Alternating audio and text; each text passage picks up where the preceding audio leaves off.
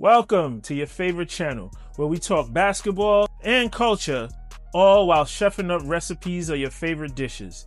Welcome to the Concession Stand. It's halftime. Welcome back to the Concession Stand. Today we're going to be talking about the Nico Harrison being fired from the Dallas Mavericks as the GM. We got a lot to talk about. In the spirit of the cold weather that's moving in, today we're going to just whip up something real quick. A cold weather bodega favorite from where I'm from, a chopped cheese. So we're gonna do chopped cheese sandwiches for the kiddies, and we're gonna go over what happened today with Nico. Also, we're gonna talk about what's going on in New York, what's going on in the East Coast, period. If you're first time here, make sure you subscribe to the channel, hit that like button. Also, check out other episodes where we talked about other hot topics in the NBA currently right now.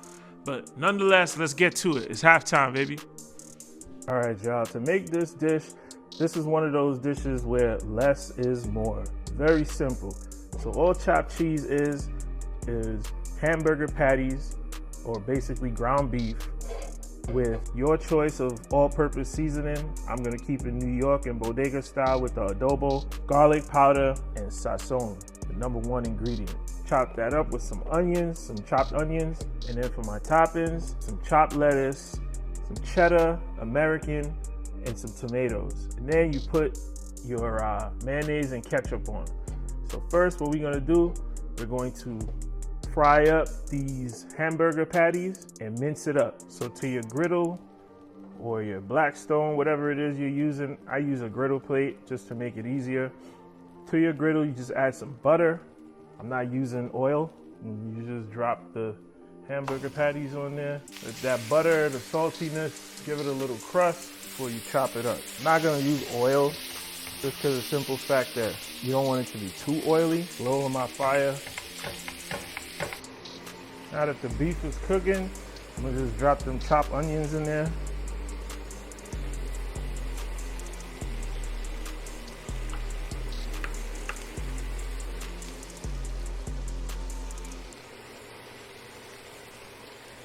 I'm gonna season that with black pepper,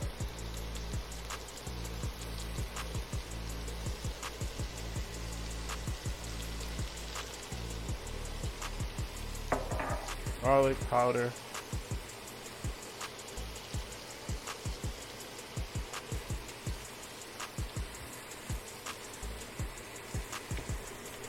and adobo.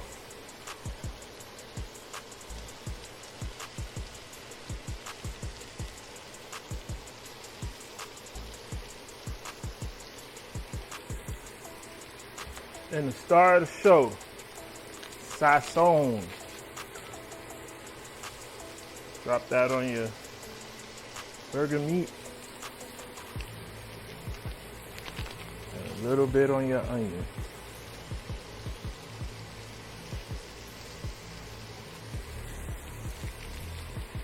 Now, you do exactly what it says. Chop it.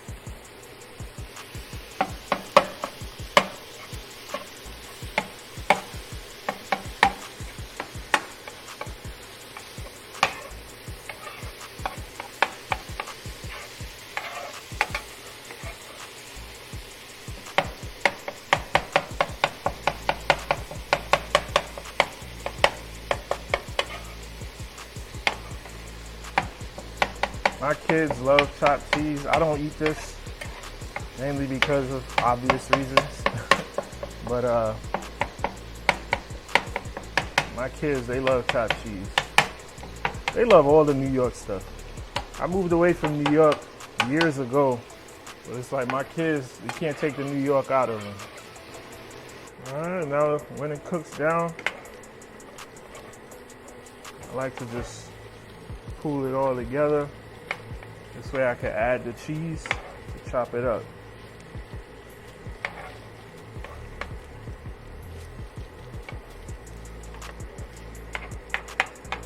It smells amazing.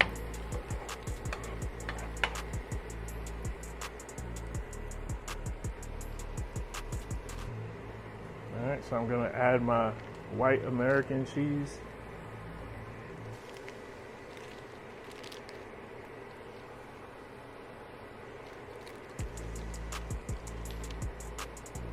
And I'm gonna add some cheddar.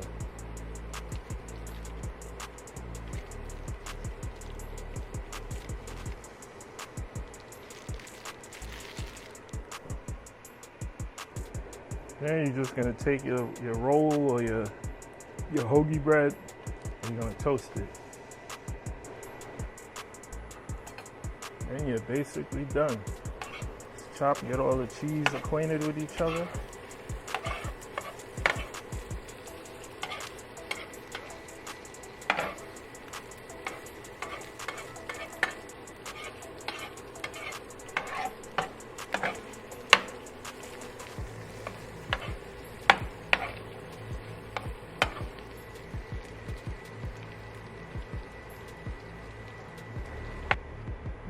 To your toasted bun, just add a little mayo.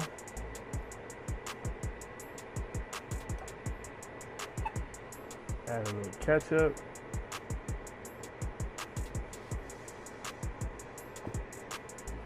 Take some of your chopped cheese. Pack it in there.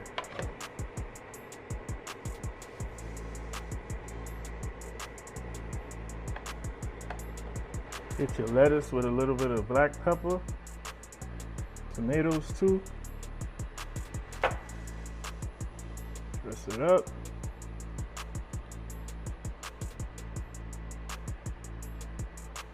There you have it. Chopped cheese sandwich at the crib.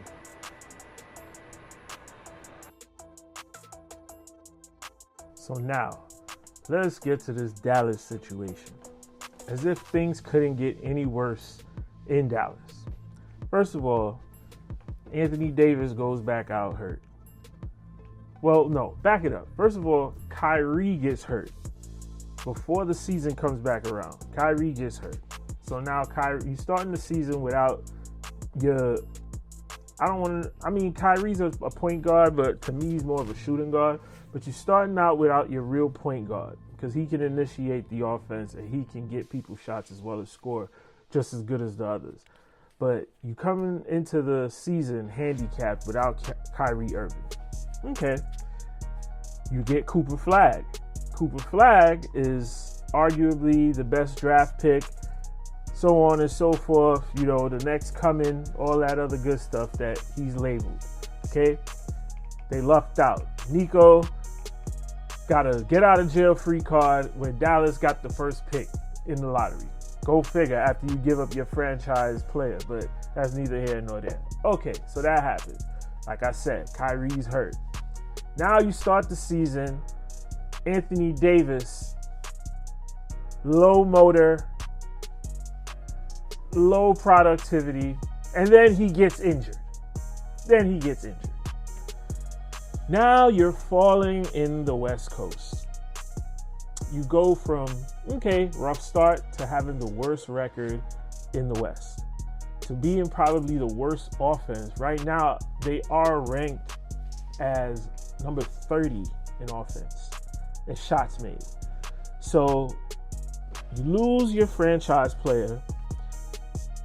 Your stars that you do have, that you built the team to win now with, are hurt. Kyrie and AD. AD came back, but he's back hurt again. So now you got a rookie, you got Lively, you got Washington, you got pieces, and then your vet Klay Thompson. I don't know what's going on with Klay. Klay's had some catfish or spaghetti, and his mind has not been on focus. He looks focused out there, but his productivity, he's not the Klay Thompson that we know. There's a clip of Klay shooting the ball over his head backwards. I don't even know what that was about. But anyway, Klay is a dub this season. I'm going to say it straight like that. Then, on top of that, you're watching Luka run amok on the NBA, averaging 40. I think up to today, now he's probably back down to about 36 or 35. But you're watching Luka average over 30 points, and you're watching the Lakers be third in the West with 8-3 record. and you guys are at the bottom of the totem pole. Pause. What was the point? So it makes me wonder, okay, I said maybe this is not all on Nico. This is part of, upper management, because a call like that to get rid of your franchise player, a player like Luka Doncic, who's generational talent, to get Luka off your roster and ship him off to LA for Anthony Davis and Max Christie. I mean, I honestly feel like Nico did have something to do with that. Because as much as I tried to tell myself, this can't be all Nico's fault, I just remember they had new ownership. These new owners were trying to get in there, trying to get this casino in Dallas. They're focused on business and revenue. Nico, being a Nike executive he was, for being around Kobe, being around all these greats for years, for being a GM, for making the trades previously, he's the expert in basketball. So if I'm a rich owner and I'm taking over a team, I'm going to consult with my general manager of operations to make sure that we're making the best decision for the team. So although, the ownership group had to sign off on this, it had to be presented to them because, I don't think they're going to go against their franchise player on their own with not being in the weeds of the team mechanics and what's going on. It had to be reports from Nico, from Michael Finley, from everybody go down about Luka's productivity, his work ethic, and these things are probably stuff where they clashed and they couldn't get it together, nor could they get along. So Nico brought it to ownership, I'm sure, as, hey, we can get rid of Luka. Luka is not conditioned, he's not disciplined. If we get ourselves another big to pair with Kyrie Irving, we can win now because this is a defensive squad. And it looks like that's what happened. And guess what? Boom! It backfired. I don't know what's going on with Dallas, but if I am the owner, I'm blowing it up. I'm blowing it up. You need young talent because, okay, Kyrie Irving is when healthy, is a top 10, top 15 player in the NBA. He's super talented. He's a grand wizard with the basketball. He can do so much. He can create. He can score. He can go left. He can go right. He can shoot left. He can shoot right. He can assist. He can dish. There's not much that Kyrie Irving cannot do. He's a phenomenal ball player. Anthony Davis is a defensive expert. He anchors a team's defense when he's at the power forward position. You have Anthony Davis trailing in those passing lanes, putting up 1 to 2 blocks per game, and he's he's good on the perimeter and in the mid-range and dominant inside. He's had games where he scored 40s, 50 points. He's a champion, an NBA champion. He's an all-star. Anthony Davis is a superstar, right? Both of these guys are in their 30s, 32, I believe, to be exact. They both suffer with injury. Kyrie is not a habitual injury sufferer, but he had a very bad injury, rupturing his Achilles. And AD has a long injury history. So if I'm owning this team, or if I'm the GM of this team, what's my upside? What does the future really look like for me with this ball club? With my 2 stars aging, okay, I got a young star. I got Cooper Flag out the draft. 18 years old, 6'9", locomotive, can pass, athletic, great. Has his rookie showing been impressive? It's been okay. I'd give him a solid B-. With Kyrie being out, Jason Kidd put him as the point guard. I don't know if they think he's Magic Johnson, but for him to be a rookie point guard and lead them to the promised land, I don't see that happening. So it makes me wonder, what is there for me to gain? Kyrie comes back. We don't know what a 32-year-old is going to be like after an Achilles surgery. Is he going to still be able to move laterally? Is he still going to be able to do the things that he does? I have no doubt in my mind that he still will be a premier or elite scorer. and still has the best ball handling that anyone's ever seen. But, how does it translate to winning? Can he lead a team? Will he have the stamina through the postseason, given his injury, to lead the team to victory? And that's something that, I'm not sure that I want to gamble on.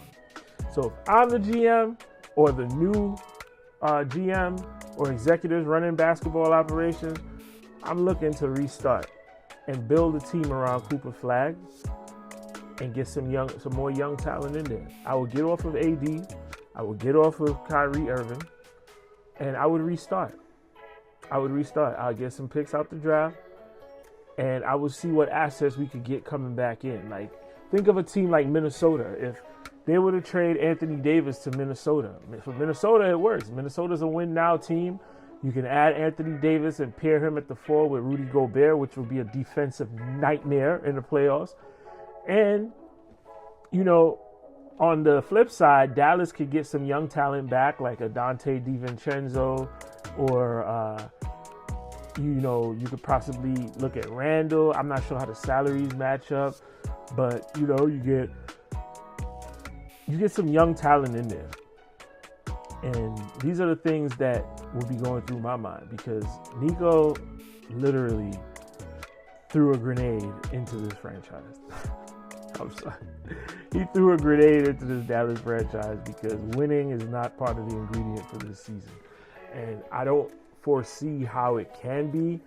At best, Dallas is a 8th, 9th, 10th spot fighting for a play-in game this season. If Kyrie does come back towards the end of the season, and Anthony Davis comes back healthy, they're at best a play-in team. Just because of the damage that's being done, So I don't know. What do you guys think? Do you think that Dallas should hit the reset button and see what assets they could get back for their aging stars? Do you think that they should be building around Cooper Flag? Do you think that they were justified in firing Nico? Nico had been fired. I mean, if Nico's involvement or decision to trade Luka Doncic for Anthony Davis rests 70 to 80% on Nico's shoulders, in my opinion, that he deserves to be fired. Because that was a knee-jerk, ego, you're not bigger than the program decision. I don't think that it was warranted. You got a guy who's averaging 30, 32 points a game. Whether he's in shape or not, he willed you to the NBA Finals up against a fully loaded, stacked clip team that no one could have beaten that year in Boston. But he got them to the finals through the tough competitive West with one leg and overweight. So it's more so, how do you deliver them? It's not so much the message, it's the messenger. How do you deliver them to Luka to encourage him to stay conditioned? How do you guys form that cooperation so that he can know, hey, it's championship or bust? But we have to be in championship shape. I mean, JJ's achieving it right now in LA. Luka looks great. He's down pounds. He's dunking again. He's playing defense. There aren't any blow-bys. He looks amazing. And Dallas fans are just sitting back like, we had that. We had that star on our team in our uniform, and you traded him away. So all the smoke coming Nico's way. Sorry, Nico, you're going to have to eat it. My question is, where does he go next? Does he become a GM somewhere else? Does he go into the coaching staff? Does he become a vice president of basketball operations? Does he become the next Pat Riley? Does another franchise take a chance with Nico? Or would another owner probably be timid because it's like, hey, if Nico wants to, prove his ego is strong, or if he's at war with the star player, my franchise is going to suffer. At the end of the day, we need customers putting butts in those seats and coming to those games, and you need a star attraction to do so. So with that being said, I personally think that Nico will probably go back to working at Nike, and I think he would be on a media press run.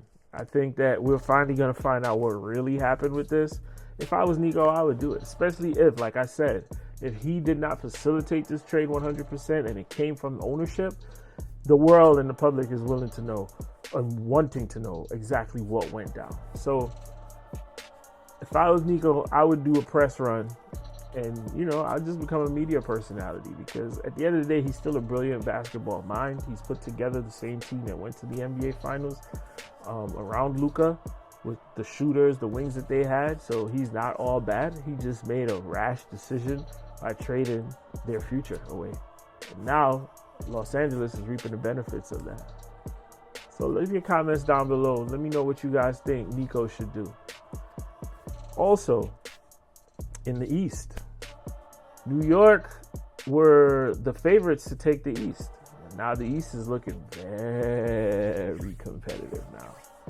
Things have shifted completely. Knicks are no longer a shoo-in for the NBA Finals. You got Philly, you got Detroit, you got Chicago. All these teams are playing top basketball, and then at the top of the list, you have Milwaukee. And Giannis is playing like an absolute monster out there. He's averaging, 35, 36?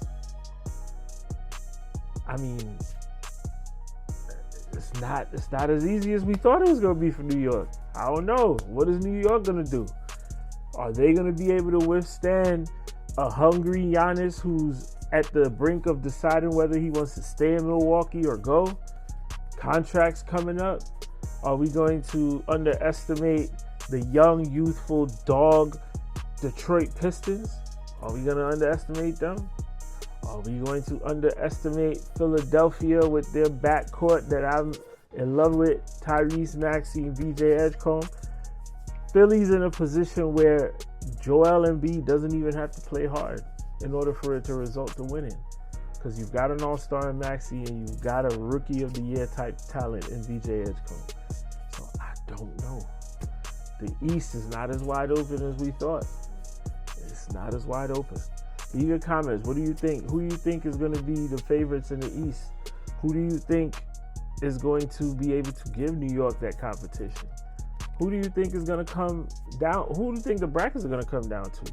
It's very early in the season. We're going to see what happens at the trade deadline, because I'm sure some teams are going to make some moves. You might see some more East-West flipping going on. So it's kind of hard to gauge. But nonetheless, we're going to keep our eyes on it. But that's all we got for today, guys. Like I said, I see my analytics and it said majority of my viewers are not subscribers. So if you're watching this and you enjoy the content, the laid back atmosphere for us to talk hoops and chef up meals for your family, hit that subscribe button. Show support and show love to the channel. Also follow me on Instagram, Joey_Hefe, and follow the channel on Instagram, the Concession Stand Show on Instagram. So this is your boy Joe. Once again, we'll be back next time to discuss what's going on in the NBA. Peace.